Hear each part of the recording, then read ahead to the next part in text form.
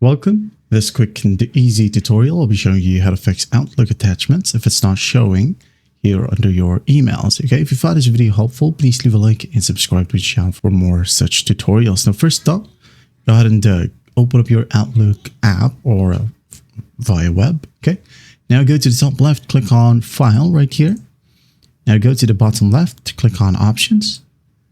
Now there will be a pop-up like this one. First up, go ahead over to Trust Center. Now click on Trust Center settings right here. Now in the left panel, click on Attachment Handling. Now make sure that this one, Turn Off Attachment Preview, is unticked. Okay. Once done, click on OK. And after that, go to the left panel, click on Mail.